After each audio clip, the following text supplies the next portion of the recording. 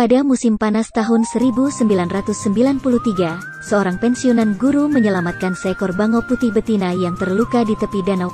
Bangau putih mengalami banyak luka di sekujur tubuhnya, yang terparah salah satu sayapnya tertusuk peluru timah dari senapan. Sekalipun bangau putih itu sembuh, ia tidak akan pernah bisa terbang lagi seumur hidupnya. Di hadapan orang tua itu hanya ada dua pilihan, serahkan atau obati dan beri makan selama sisa hidup Anda.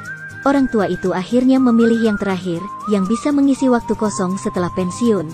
Namun, tidak ada yang menyangka kalau kisah bangau putih selanjutnya ini akan mengejutkan separuh dunia. Presiden Lebanon bahkan mengubah konstitusi negaranya karenanya. Nama lelaki tua ini adalah Vicky. Dia juga dengan penuh pertimbangan memberi nama yang sangat elegan pada bangau putih itu Malena. Siapapun yang bertemu dengannya pasti bilang ini putrinya. Di bawah perawatan lelaki tua itu, luka Malena berangsur pulih.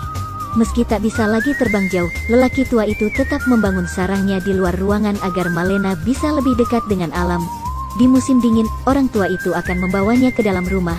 Karena Malena tidak bisa terbang jauh, ia pun kehilangan kemampuan berburu, sehingga lelaki tua itu harus pergi memancing dan kembali memberi makan setiap hari. Seiring berjalannya waktu, Malena semakin mengandalkan Vicky. Setiap kali keluar membeli kebutuhan sehari-hari, Malena akan berdiri di kursi penumpang. Julurkan kepala Anda keluar jendela untuk melihat pemandangan jalanan yang berubah dengan cepat. Pengalaman luar biasa ini adalah sesuatu yang belum pernah dia alami sebelumnya saat berada di udara. Mereka berjalan-jalan bersama setelah makan malam, berbelanja bersama, dan menyapa orang-orang di kota. Seseorang dan seekor burung menghabiskan 8 tahun dengan bahagia seperti ini. Saat ini, Malena sudah terkenal secara lokal. Ketika musim semi tahun 2001 tiba, kisah legendaris Malena pun dimulai. Sore itu, seekor bangau putih jantan tiba-tiba muncul di samping Malena. Bukan saja ia tidak membenci kecacatan Malena, namun ia juga mengirimkan isyarat menggoda kepada Malena, sehingga Malena pun jatuh cinta. Pria berusia 80 tahun itu sama bahagianya dengan seorang anak kecil. Senang merenovasi ruang pernikahan putrinya dan memberi nama menantunya Ake. Sejak memiliki Ake, lelaki tua itu menjadi lebih santai. Sebab sebagai suaminya, Ake akan bekerja tanpa kenal lelah setiap harinya berburu makanan untuk Malena. Malena serasa hidup di negeri dongeng. Segera mereka mendapatkan buah cinta yang manis. Sejak memiliki anak, Ake bekerja lebih keras lagi. Kadang-kadang saya tidak punya waktu untuk istirahat sepanjang hari. Saya pergi memancing sepanjang hari dan kemudian kembali lagi untuk membantu keluarga saya. Hanya orang yang sudah menikah yang paling bisa memahami perasaan ini. Meski hidup sulit, mereka tetap menikmatinya. Namun tiba-tiba suatu hari, Ake menghilang. Sore itu Ake keluar dan tidak pernah kembali. Orang tua itu sangat marah sampai dia hampir memarahi bajingan ini. Sejak kepergian Ake, Malena setiap hari menatap langit, selalu menantikan kepulangan suaminya. Namun waktu berlalu dan masih belum ada kabar dari Ake.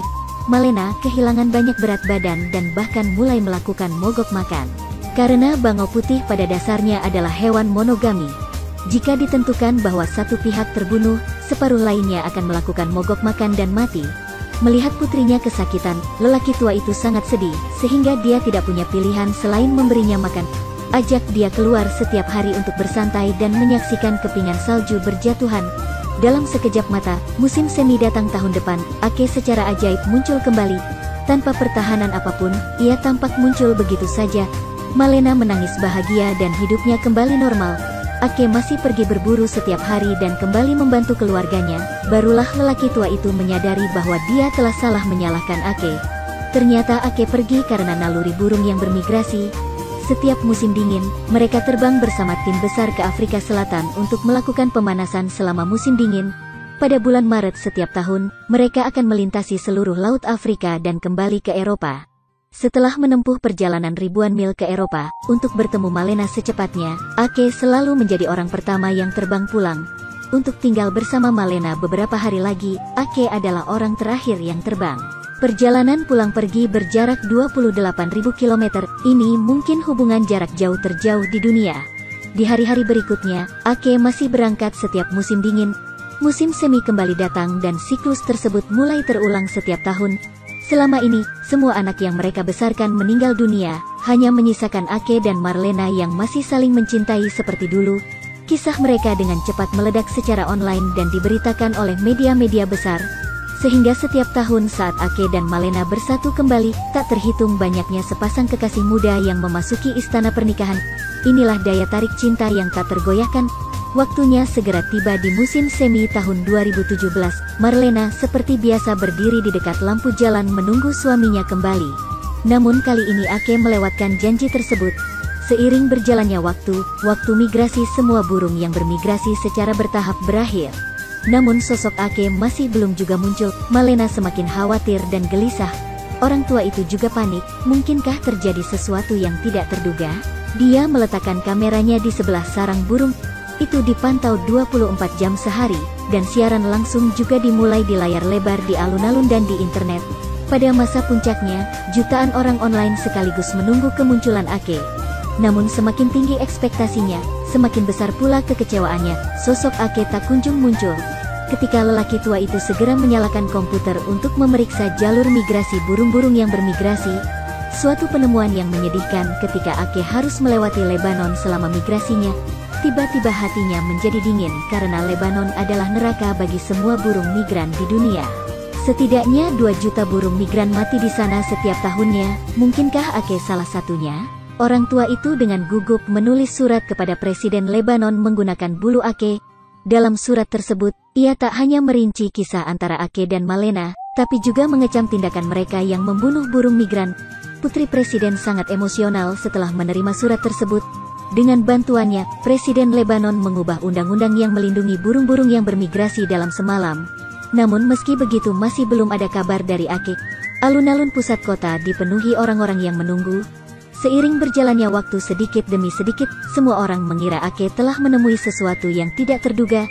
Seseorang mulai berduka atas Ake. Tiba-tiba,